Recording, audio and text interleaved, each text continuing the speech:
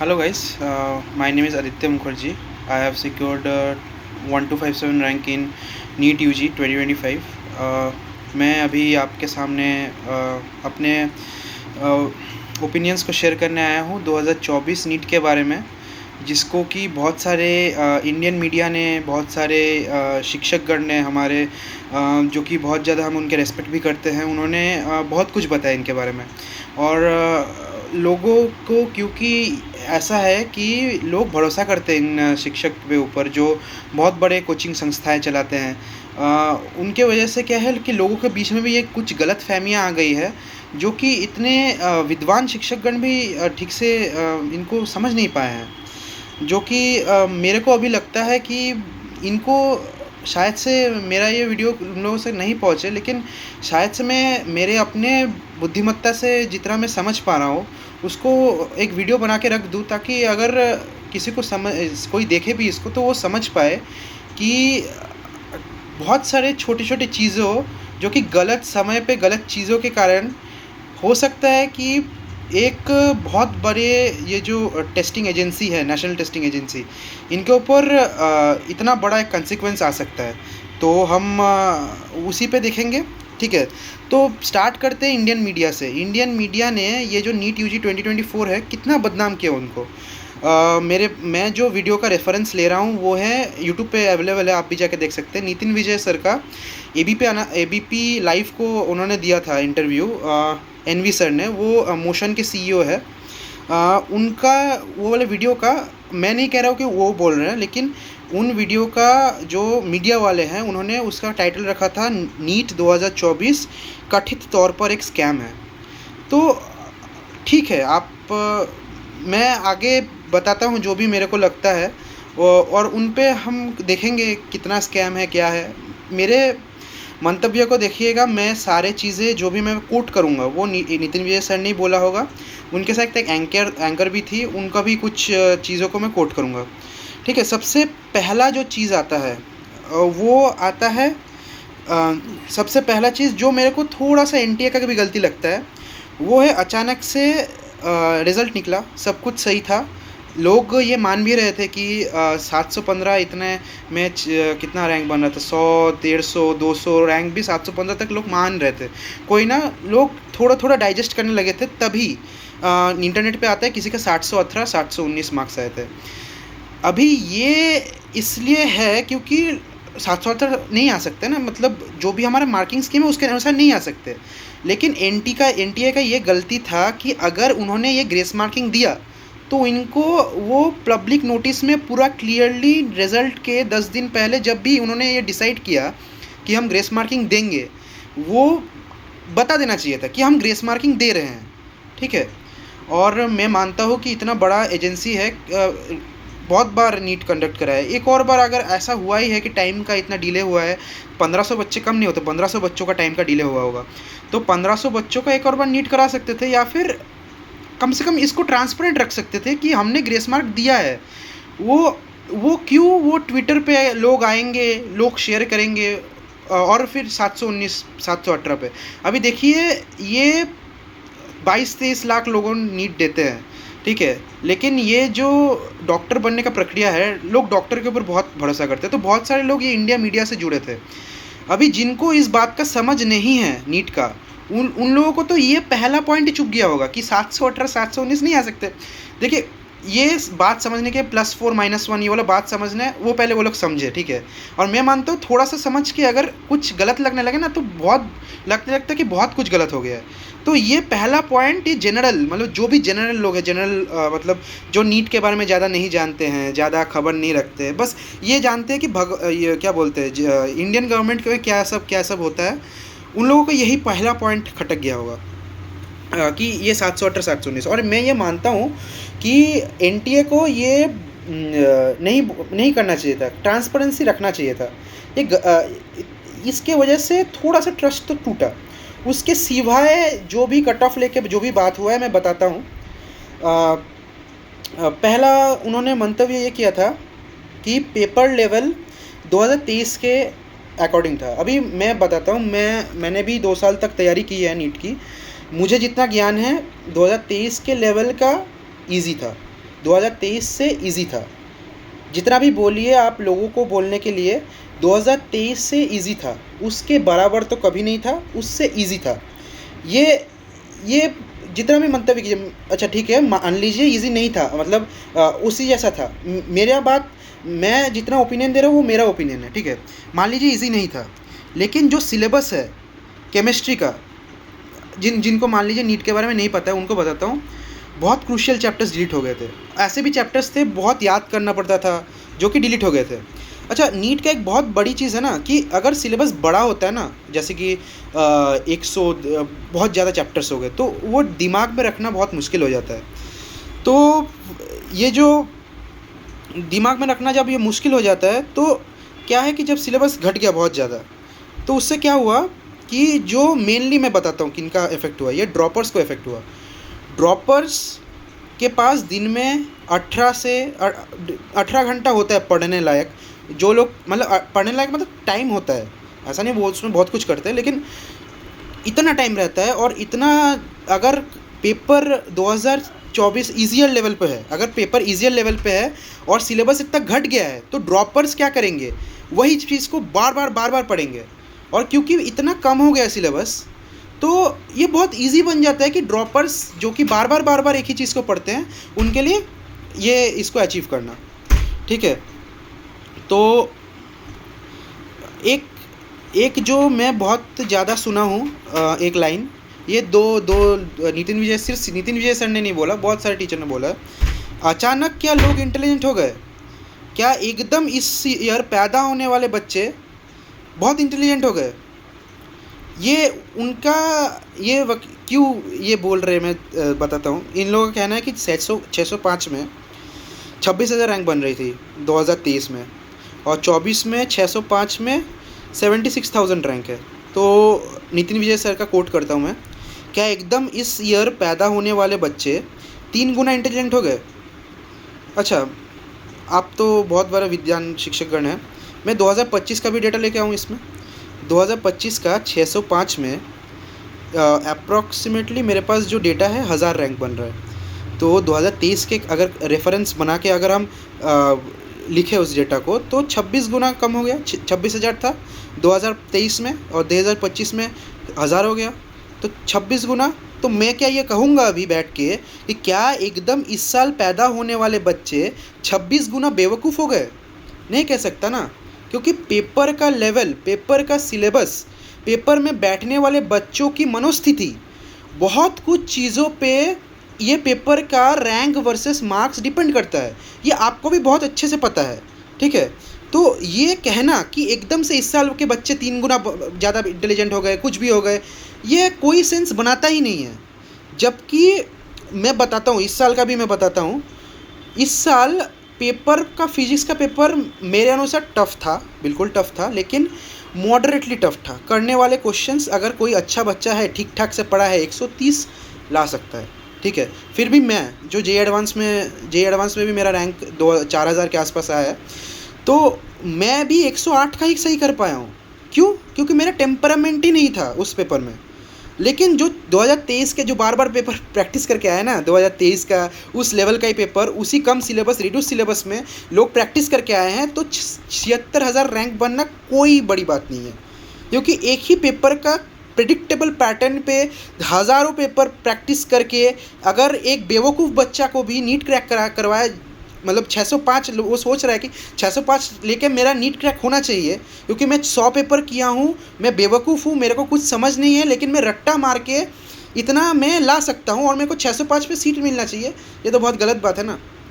तो ऐसा नहीं है कि इस साल बच्चे 3 गुना ज़्यादा बेवकूफ़, मतलब इंटेलिजेंट हो गए, या फिर 26 गुना ज़्यादा बेवकूफ़ हो गए।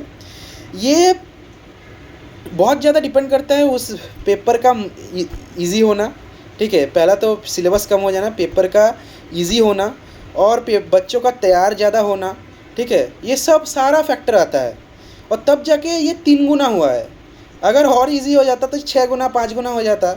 और क्योंकि ये स्पार्क आया था उसी पे, वजह 718 719 पे स्पार्क आया था कि कुछ तो स्कैम हुआ है, लोगों को लग रहा है कि स्कैम हुआ है। और जब ये देख रहे तो और ज़्यादा स्कैम हो रहा है। नहीं भाई, पेपर इतना ईजी था, सिलेबस इतना कम था। और अभी पेपर इतना टफ है, सिलेबस कम होने के बाद भी एनटीए के पास और कोई चारा नहीं था कि पेपर टफ बनाए। अभी मैं बताता हूँ आपको, एक डॉक्टर का, मैं जितना समझता हूँ, जो भी थ्योरी का बुक्स होता होगा उसको पढ़ना है और एक मॉडरेट लेवल का समझ चाहिए उसको। ऐसा नहीं है कि बहुत डीप डाइव वाला समझ चाहिए। जैसे कि हम फिजिक्स का जो क्वेश्चन देखते हैं सरफेस टेंशन का, मैं खुद 5 मिनट उसको ट्राई किया था एग्ज़ाम हॉल में। उसमें वेरी हाई थिंकिंग मतलब हाई थिंकिंग चाहिए अगर आपने पहले इसको नहीं किया है और करने जा रहे हैं। अगर किया है तो उसमें कोई बात नहीं, अगर नहीं किया है तो थोड़ा डीप लेवल का थिंकिंग चाहिए कि इसमें क्या फोर्सेस लग रहा है, कैसे लग रहा है, विजुअलाइजेशन चाहिए। लेकिन अगर आप एज अ डॉक्टर देखेंगे, एक कोई सा भी ज़िले का कोई भी डॉक्टर के पास जाइए, एक एवरेज डॉक्टर की बात कर रहा हूँ, उनके पास जो केसेस आता है ना, 90% केसेस बहुत आसान होते हैं, बहुत ज़्यादा क्या है स्ट्रेट फॉरवर्ड केसेस होते हैं। तो उनका रिकॉल करना, इजी चीज़ों को बार बार रिकॉल करना, और कभी भी टफ केसेस भी आता है, ऐसा नहीं आता कि आउट ऑफ द वर्ल्ड वो कैंसर के दवाई लेने में वो निकाल रहे हैं अपना जो भी दम दे रहे हैं। वो एक एवरेज चिंताधारा को पकड़ के, एक ऐसा नहीं कि बहुत हाई फाई, एक एवरेज चिंताधारा को पकड़ के, एक एवरेज थिंकिंग प्रोसेस को पकड़ के अपने रिकॉल को स्ट्रॉन्ग रखते हुए वो पेशेंट की इलाज कर रहा है। ठीक है, तो एक डॉक्टर के हिसाब से आइडियल पेपर मैं मानता हूँ 2000, अगर अच्छे डॉक्टर को निकालना है, चुनना है कि कौन अच्छा डॉक्टर बन सकता है फ्यूचर में, तो 2023 का पेपर मैं मानता हूँ बहुत अच्छा पेपर है। 2023 का पेपर से अच्छे से आंकलन कर सकते हैं अच्छा डॉक्टर का। लेकिन 2025 के पेपर से ना अच्छे डॉक्टरों का आंकलन नहीं कर सकते। 2025 का पेपर से एक अच्छे स्टूडेंट का आंकलन कर सकते हैं कि किसने अच्छे से पढ़ाई की है, ना कि कोई ज़्यादा, क्योंकि पढ़ाई करना तो जे एडवांस का पेपर ले आओ, फिजिक्स केमिस्ट्री में ले आओ, तो जो ज़्यादा सोचने वाला है, जिन्होंने ऐसे किया है, तो वो लोग टॉप कर लेंगे। तो एक अच्छा डॉक्टर का यहाँ से जांच नहीं हुआ है इस वाले टेस्ट से, एक अच्छा स्टूडेंट का ये हुआ है। लेकिन मेरा मानना है कि देश में अच्छे स्टूडेंट्स को अच्छे डॉक्टर नहीं होने चाहिए, देश में अच्छे स्टूडेंट को रिसर्चर होना चाहिए। मेरे अनुसार, मैं अपना ओपिनियन दे रहा हूँ, मेरे को कितना भी क्रिटिसिज्म मिले मेरे को कोई फ़र्क नहीं पड़ता, ये मेरा ओपिनियन है कि एक देश का नींव उसके रिसर्चर्स पे टिका हुआ रहता है। ह्यूमन का एवोल्यूशन मेनली रिसर्चर्स पे टिका हुआ रहता है, जो कि रिसर्च करते हैं, नया कुछ खोज करते हैं, और उनमें जो जिस लेवल का दिमाग लगता है, जिस लेवल का वो लोग सोचने की क्षमता को रखनी चाहिए, वो रिसर्चर के पास होना चाहिए। और कुछ कारणों की वजह से, mainly due to financial reasons, researcher इतना अच्छा कमा नहीं पा रहे हैं इंडिया में। एकदम हार्ड ट्रूथ बता रहा हूँ, रिसर्चर नहीं कमा पा रहे हैं, जिसके कारण अच्छे स्टूडेंट्स डॉक्टर बन रहे हैं। क्यों? क्योंकि डॉक्टर एक स्टेबल सिक्योर जॉब है, जिसमें उनका अगर ब्रिलियंट दिमाग भी है उसका 50% यूज़ हो रहा है। और कोई अगर माने तो इतना सेक्रीफाइस चलता है उनको लिए कि अगर मेरे को एक स्टेबल जॉब मिल रहा है, 50% दिमाग इस्तेमाल कर रहा हूँ मैं, तो चले जाते हैं लोग। तो अच्छे स्टूडेंट्स भी नीट का एग्ज़ाम देते हैं, बहुत अच्छे स्टूडेंट्स, जिनको एक्चुअली में इस देश के रिसर्च में जाना चाहिए, इस देश को आगे बढ़ाना चाहिए। देश को छोड़ दीजिए, मैं देश की बात छोड़ रहा हूँ, मैं इस ह्यूमन काइंड की बात कर रहा हूँ, इनको आगे लेके बढ़ाना चाहिए। वो रिसर्च को छोड़ के यहाँ पे आ रहे हैं। तो इसी कारण क्या हो रहा है कि बहुत ज़्यादा स्टूडेंट्स क्या है कि अच्छा रैंक्स लेके आ रहे हैं, जो कि एक्सपेक्टेड नहीं होता है। क्योंकि एक मेरे अनुसार एक एवरेज स्टूडेंट को एक अच्छा डॉक्टर बनना चाहिए, एक एवरेज स्टूडेंट को नीट क्वालिफाई करना चाहिए, लेकिन नहीं हो पा रहा है क्योंकि टॉपर्स आ जा रहे हैं यहाँ पे। जबकि आप अगर यूएसए में जाइएगा, कहीं भी जाइएगा, वहाँ पे रिसर्च का चलन बहुत ज़्यादा है, क्योंकि वही है इस ह्यूमन काइंड के इवोल्यूशन के लिए। लेकिन मैं ऑफ टॉपिक बहुत जा रहा हूँ, लेकिन जो भी है, टॉपर्स जो है वो अभी जो 2025 का पेपर हुआ है उससे एक अच्छा स्टूडेंट का जांच हुआ है, ना कि एक अच्छा डॉक्टर का। और ऐसा नहीं कि कोई डॉक्टर बनने लायक था उसको निकाल दिया पूरा। एक कोई डॉक्टर बनने लायक होगा तो उसको कोई क्वालिफाई होने से नहीं रोक सकता, उसको एक जीएमसी मिलेगा पक्का। लेकिन वो रैंक इधर उधर हुआ है क्योंकि एक अच्छा स्टूडेंट का आंकलन हुआ है, एक अच्छे डॉक्टर का आंकलन नहीं हुआ है मेरे अनुसार। और ये एनटीए का ये एक कर्तव्य, मतलब ये करना था, इसके सिवाय कोई उपाय है नहीं।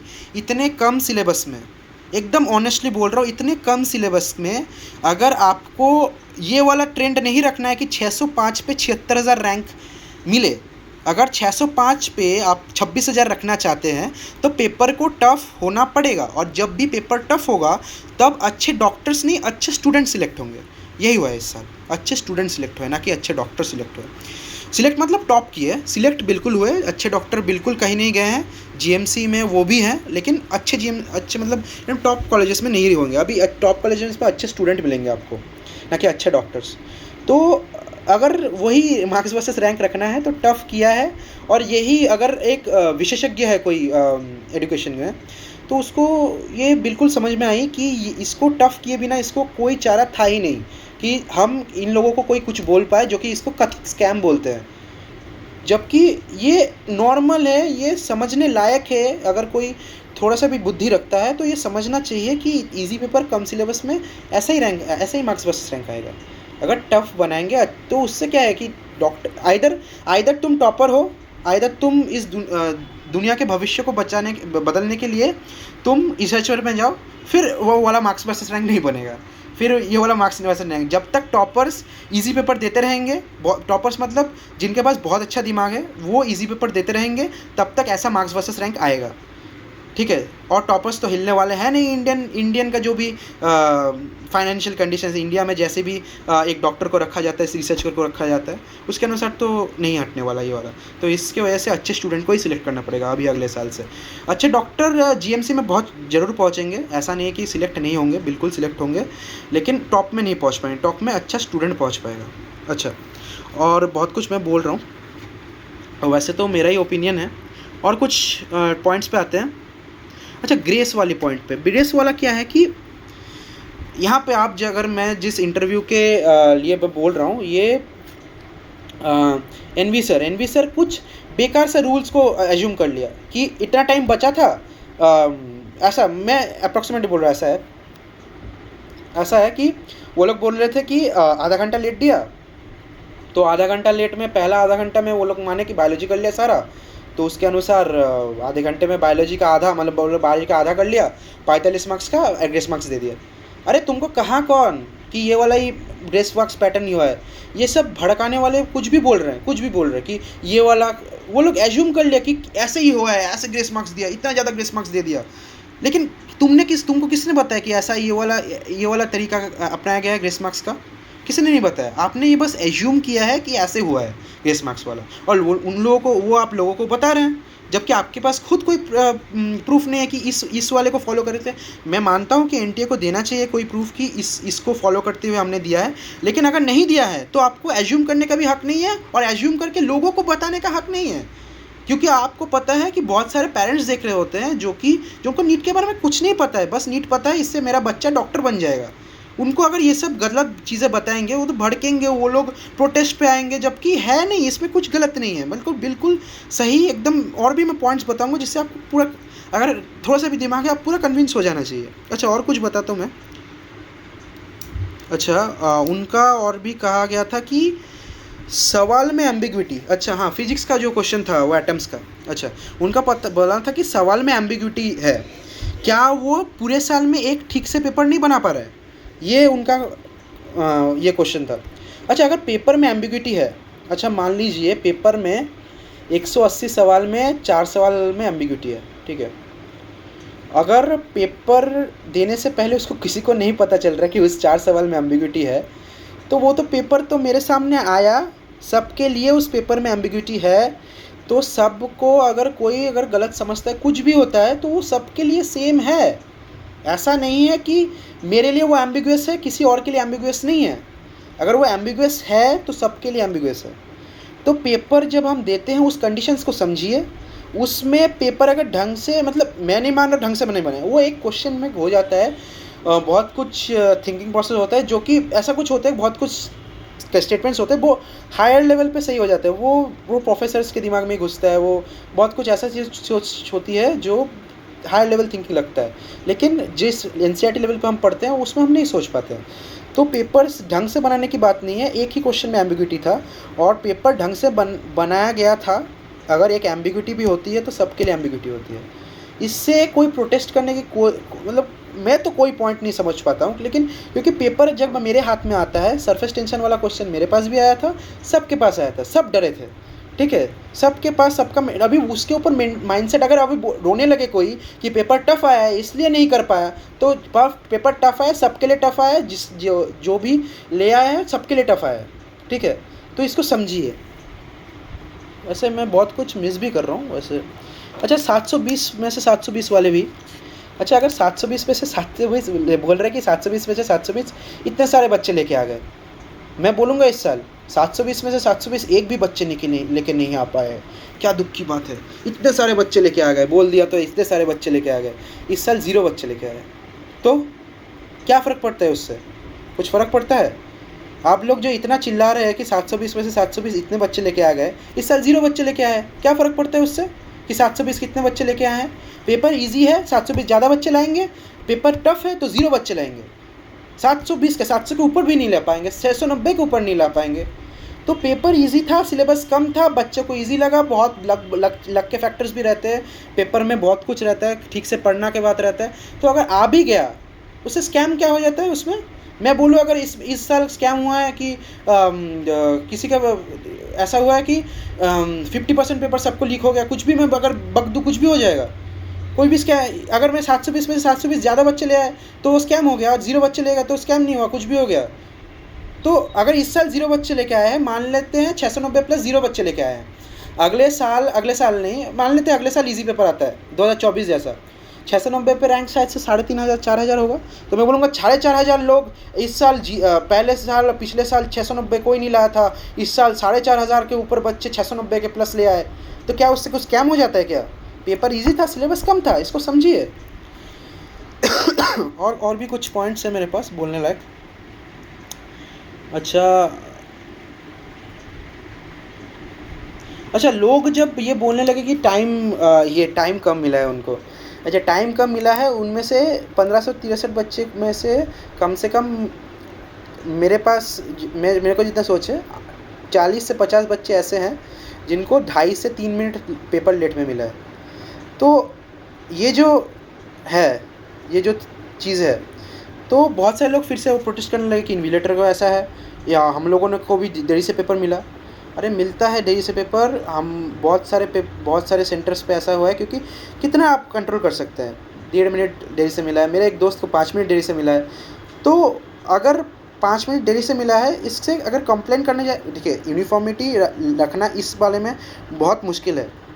बहुत सारे लोगों को अभी अगर 1563 बच्चे में अगर एक्चुअली प्रॉब्लम हुआ है, 1-1.5 घंटा लेट हुआ है, या फिर 30 मिनट 20 मिनट 10 मिनट तक मान लेते हैं इतना लेट हुआ है पेपर देने में, तो ये बिल्कुल माननी चाहिए। लेकिन ये लोग फिर जो लोग ऊपर आके आ जाते हैं ना कि इन्विजिलेटर की वजह से मेरे को प्रॉब्लम हुआ है, 2.5-3 मिनट की वजह से मेरे को प्रॉब्लम हुआ है, थोड़ा लेट हो गया है, तो ये होता है। इन्विजिलेटर बहुत सारा तंग करते हैं, और मैं ये फ्यूचर नीट एस्पिरेंट्स के लिए भी बोलूँगा कि होता है, एक्चुअली में होता है। 5-7 मिनट 10 मिनट 15 मिनट खा लेते हैं वो लोग बिना कारण का, वो लोग डिस्टर्ब करते हैं। मतलब ठीक है, उन लोगों को उतना दिमाग भी नहीं है कि इतना बड़ा एग्ज़ाम है ये। जबकि मैं अपना जेई का एक्सपीरियंस शेयर करूँ तो जेई में ऐसा नहीं हुआ था। जेई में जब मैं एग्ज़ाम दिया था, इन्विजिलेटर बहुत सही थे, किसी ने एक बात तक नहीं की, पूरा कंप्यूटराइज्ड एग्ज़ाम था, उसमें कुछ दिक्कत नहीं था। बस वही अभी अगर देखें तो इन्विजिलेटर दिक्कत करते हैं, मेरे को तो खैर मैंने जो देखा है उससे करते हैं। और जो लोग भी बोल रहे थे कि इन्विजिलेटर की वजह से देरी हुआ है उनके पेपर में, जो भी हुआ है इन्विजिलेटर की वजह से, तो बहुत सारे लोग चिल्लाने लगे कि इन्विजिलेटर से मेरा देरी हुआ है। जबकि होता है ये 3.5-4-5 मिनट बहुत सारे लोगों को गया है, 4.5-5 मिनट वो नॉर्मल है कि 4.5-5 मिनट इन्विजिलेटर की वजह से जाता है। मैं मानता हूँ कि लोगों को दिक्कत हुआ है 30 मिनट 20 मिनट वाला, वो मानते हैं। लेकिन जो लोग और एक्स्ट्रा उठ के आते हैं ना कि इन्विजिलेटर से मेरा दिक्कत हुआ है, 4.5 मिनट 5 मिनट 6 मिनट 10 मिनट गया है, वो जाता है, एक्चुअली में जाता है, ठीक है। तो उसके लिए चिल्लाना, देखिएगा ज़्यादा टॉपर्स नहीं चिल्लाते हैं ये सब के बारे में, अच्छा नहीं इस पर नहीं जाते, ठीक है। इन्विजिलेटर बहुत सारे, तो इन्विजिलेटर की वजह से ऐसा होता है, ऐसा कोई बात नहीं, इन्विजिलेटर की वजह से भी होता है। अच्छा सारे पॉइंट शायद से मैंने कवर कर लिया है। अच्छा एक और चीज़ जो मेरे को बहुत इंटरेस्टिंग लगता है, लास्ट ईयर 29 मई को प्रोविजनल आंसर की आया था, फाइनल आंसर की आया था 4 मई, और 4 मई को ही रिज़ल्ट दे दिया था। अच्छा 4 मई को इससे एक और बड़ी, देखो ट्रांसपेरेंसी नहीं था। कहाँ पे ट्रांसपेरेंसी नहीं था? ग्रेस मार्किंग के बारे में, ठीक है। अभी लोगों को लगने लगा कि ये ट्रांसपेरेंसी को छिपाने के लिए 4 मई को इलेक्शन का रिजल्ट्स भी था, तो इलेक्शन के रिजल्ट्स के दिन इलेक्शन का रिजल्ट से दिन ही रिजल्ट निकाल दिया। अगर हम इसको ना माने, वो ये भी तो उनका एजम्पशन ही तो है। अगर मैं एज्यूम करूँ कि 4 मई तक रिज़ल्ट बन गया था, 4 मई को रिज़ल्ट निकाला, मैं अगर ये एज्यूम करूँ तो कुछ गलती है। उन लोगों ने प्रोविजनली दिया था कि 14 जून को निकलेगा, लास्ट ईयर 14 जून को निकलेगा प्रोविजनली, तो निकल गया। 14 जून से पहले ही बन गया तो रिज़ल्ट नहीं निकालेंगे? उनको क्या फ़र्क पड़ता है? शायद से ये थोड़ा सा मतलब उनसे भूल हो गई थी कि इतना कि मतलब क्या बोलते हैं, छोटे छोटे इवेंट्स से एक बड़ा इवेंट बन जाता है। तो वही 4 जून को निकालना एक और स्पार्क उनको मतलब लोगों को लगने लगा कि ये गलती है। अच्छी, इस साल इसको कैसे सुधारा है मैं बताता हूँ। 3 मई को प्रोविजनल आंसर की आया था, 3 मई को, और रिज़ल्ट आया था 14 जून को। अगर आप देखेंगे लास्ट ईयर 29 मई को, 29 मई से 4 जून 5 दिन होता है, और 13 से 3 मई से 4 जून, तो 14 जून, तो ये जो गैप है ये 11 दिन का गैप है, और वो 5 दिन का गैप था। आपको क्या लगता है ये 11 दिन लगे होंगे प्रोविजनल आंसर की से फाइनल आंसर की बना के उसको प्रॉपर्ली डालने में? एक ही क्वेश्चन चेंज हुआ था फाइनल आंसर की में, और कोई भी कंट्रोवर्शियल क्वेश्चन नहीं था, कुछ नहीं था। आपको ना ही ग्रेस मार्क्स किसी को देना था, इसमें पूरा क्लियर रिजल्ट था। और लास्ट ईयर तो ग्रेस मार्क्स देना था, बहुत कुछ करना था। लास्ट ईयर 5 दिन में निकाल दी, इस साल 11 दिन निकाल ले। क्यों? ये इसीलिए बस किया गया है, ये इसका एक ही मात्रा, एक ही लॉजिक है कि वो लोग लास्ट ईयर ये वाले पॉइंट को ये लोग नलीफाई करना चाहते हैं कि 4 जून को क्यों, अरे जल्दी रिजल्ट बन गया, निकाल दिया है। अगर आप इतना भी बोलना, इतना ही आप अगर मतलब डिबेट करना चाहते हैं तो वही इस बार वो पॉइंट ही नहीं रखा कि किस दिन निकाला है। 14 जून को बाई 14 जून बोला है। अगर लोग सोचते हैं उसको 14 जून ही को रिजल्ट आएगा तो मैं क्या करूँ? तो उन लोगों ने भी इस साल वही किया है कि बहुत पहले उनका रिजल्ट बन गया होगा, बस 14 जून को रिलीज़ किया है क्योंकि लोग बहुत अरे लोग, वर्ल्ड इज़ फुल ऑफ फूल्स। तो लोग ऐसे ही सोचते हैं कि मतलब लोग को लगता है कि ऐसे ही कुछ मतलब कोरिलेट करने लगता है, जबकि कोई कोरिलेशन नहीं है। जो मैं पहले भी बोला, वर्ल्ड इज़ फुल ऑफ फूल्स। तो मतलब कुछ लोग तो है जो इसको समझ मतलब ऐसे इंटरप्रेट किए थे, ठीक है। तो उसी को जवाब देने के लिए इस साल 14 जून को ही निकाल दिया। क्या फ़र्क पड़ता है, इस साल 14 जून ही को निकाल दिया, बस, और कुछ नहीं। इस साल 14 जून निकाल दिया बस। अभी दिक्कत है इस पर? कोई कुछ बोलेगा? अभी नहीं बोलेगा। वैसे मेरे को भी मेरा भी मानना है कि अगर रिज़ल्ट निकालता हो, जैसे जे एडवांस करता है, पहले से बोल देता है कि किस दिन किस समय रिज़ल्ट निकलेगा। अगर वो भी आप करते हैं ना कि किस दिन किस समय रिज़ल्ट निकलेगा, मान लीजिए थोड़ा टाइम लेके ही बताया, ऐसा भी होता है कि रिज़ल्ट प्रिपेयर नहीं हो पाता है, तो आप एज्यूम कीजिए कितना बच्चे को आप कैटर करने वाले इस साल, उसको उसके रिलेटिविस्टिकली कुछ एक बनाइए डेटा, और उससे आप मान लीजिए 10 मई को आपको लगता है हो जाएगा, पक्का हो जाएगा, तो 13 मई का डेट डाल लीजिए बस। 13 मई या फिर 13 जून में अगर मैं बोल रहा हूँ कभी भी वो जून, तो 13 जून को आप कर दीजिए, 13 जून फिक्स कर दीजिए, क्योंकि 10 तो आपको पता ही है, तो 10 तक तो हो ही जाएगा। अगर थोड़ा +3 करके रख दीजिए बस। ये सब कर सकते हैं बेटर करने के लिए, लेकिन इससे कोई पॉइंट नहीं है कि इलेक्शन के रिजल्ट के दिन आ गया तो छुपाने के लिए होगा। लोगों को लगा ये, ऐसा तो नहीं भी हो सकता है ना। अच्छा, और मैं पेपर लीक के बारे में कुछ नहीं कहना चाहता, लेकिन अगर आप एक अध्यापक होके ये एक बात को कह सकते हैं, जबकि पेपर लीक इस साल पक्के से पेपर लीक हुआ है, जबकि सुप्रीम कोर्ट खुद बोल रहा है कि कन्फाइंड है पेपर लीक, जो भी है वो कन्फाइंड है, बहुत जगह के लोगों को इफ़ेक्ट नहीं किया, बच्चों के रैंक को इफ़ेक्ट नहीं किया है। तो आप मिसगाइड क्यों कर रहे हैं लोगों को, बोल के कि इस साल पेपर लीक हुआ है और इससे लोगों का इफ़ेक्ट हुआ है, क्यों बोल रहे हैं? जबकि कोई पॉइंट ही नहीं है इसको। ये तो मतलब स्ट्रेट दिखा रहा है कि भड़काने वाला स्टेटमेंट्स है। जबकि पेपर लीक अगर हुआ भी है, माना भी है अगर सुप्रीम कोर्ट ने, तो बोला है कन्फाइंड है। अगर वो लोग बोल रहे हैं, अगर CBI बोल रहे हैं, तो ये सब, इन सब के ऊपर भरोसा करके ही चलिए। दूसरे पॉसिबिलिटीज़ को देखिए, जिसके जैसे मैंने बोला सिलेबस कम गया है, ड्रॉपर्स के पास इतना ज़्यादा समय है, इतना छोटी छोटी चीज़ों को, इजी पेपर को, फार्मूलाज को रट के डायरेक्ट फार्मूलाज पे फिजिक्स के क्वेश्चंस करना। बायोलॉजी तो छोड़िए, वो तो बार बार मेमोराइजेशन रिकॉल पे ऊपर चलता है, ठीक है। और मैं कुछ बताता हूँ, और ज़्यादा कुछ नहीं है पॉइंट्स मेरे पास, लेकिन ये जो पॉइंट्स थे ये सारे वैलिड पॉइंट्स नितिन विजय सर के मैंने कॉन्ट्राडिक्ट किया है। और ये जो सबसे बड़ा हाथ होता है किसी भी देश के पॉपुलेशन को इन्फ्लुएंस करने का, वो मीडिया के पास होता है। और मीडिया का ये कहना कि नीट एक कथित तौर पे एक स्कैम है, ये लोगों को भड़काना ही हुआ। और देखिए उनका भी यही है कि टीआरपी, जब तक हमारा देश में विद्वानों का संख्या नहीं बढ़ेगा तब तक ऐसे ही टीआरपी आएगा, और कुछ नहीं कर सकते, वैसे ही टीआरपी आएगा, भड़काने से ही टीआरपी आएगा। तो और मीडिया तो वही करेगा। मीडिया में तो जो लोग बैठे हैं वो लोगों को तो पैसा चाहिए, उन लोगों को तो कहते पैसा तो दिमाग है, तो ये भड़काने वाले स्टेटमेंट्स को ही कहेंगे। और इससे क्या है ना, इससे क्या होता है कि जिससे ज़्यादा कि टीआरपी बढ़ेगा उससे ठीक है, लेकिन जो देश के जो व्यवस्था है, ये जो डॉक्टर बनाने का जो आपका जो प्रोसेस है, इसके ऊपर जब लोगों का विश्वास टूटता है ना, तो आप एज अ मीडिया एजेंसी नहीं, आपका एज अ देश, एज एन इंडियन सिटीज़न, आपका इंटीग्रिटी टूटता है। जब देश के ऊपर इतना डॉक्टर्स का डिपेंडेंस होता है, हेल्थ केयर के ऊपर, हेल्थ केयर एक बहुत बड़ा पार्ट होता है देश का, तो जब ये हेल्थ केयर के ऊपर क्वेश्चंस आते हैं, हेल्थ केयर के बेसिक सिलेक्शन प्रोसेस के ऊपर क्वेश्चन आता है, तब आपको ये सब भड़काने वाले स्टेटमेंट्स ना करके आपको इंडियन गवर्नमेंट को जस्टिफाई करना चाहिए, ताकि अगर आप थोड़ा सा भी दिमाग ना कि भड़का के, कम से कम ऐसा कीजिए, क्रिटिसाइज़ कीजिए। बिल्कुल मैंने जैसे 2 पॉइंट्स बोले, थोड़ा सा अगर 4 जून की जगह 5 जून को रिलीज़ करता है, अगर ठीक है 4 दिन तक बन भी गया है, थोड़ा सा अगर 5 जून को रिलीज़ करता है ये वाला पॉइंट, और ग्रेस मार्क्स का ट्रांसपेरेंसी कि कैसे दिया है, और ये पहले से ही बता देते हैं, तो ये दोनों होता तो बहुत सही रहता, कोई कंट्रोवर्सी नहीं होता। और मैं एकदम सुप्रीम कोर्ट के एकदम हाईली क्वालिफाइड जजेस के साथ बिल्कुल सहमत हूँ। मैं इस देश के जजमेंट के ऊपर बिल्कुल सहमत हूँ कि कोई कुछ नहीं हुआ है, और जैसा हुआ है एकदम प्रॉपर्ली हुआ है। अगर सुप्रीम कोर्ट के जजेस मानते हैं, मैं भी मानता हूँ, और मैं इसको अपने अनुसार एक्सप्लेन करने की कोशिश किया हूँ, जैसे कि एनवी सर ने अपने अनुसार इसको स्कैम एकदम घोषित करने का कोशिश किया है। मैं उसके हर एक पॉइंट्स को कॉन्ट्रडिक्ट करके ये बस बताना चाहता हूँ कि 2025 में ऐसा नीट हुआ है, ठीक है, अभी बोलिए ना स्कैम है, क्योंकि पूरा उल्टा स्कैम है, रिवर्स स्कैम है, कुछ नहीं हुआ है, पूरा एकदम नॉर्मल सा है। कोई इसके बारे में नहीं कह रहा है कि एनटीए कैसे इसको बहुत अच्छे से सुधार के एकदम प्रॉपर प्रोसेस बना दिया है। हालांकि इसमें भी शॉर्टकमिंग्स है, लेकिन इससे लोगों के रैंक के ऊपर ज़्यादा फ़र्क नहीं पड़ता, अभी भी अच्छे डॉक्टर बनेंगे।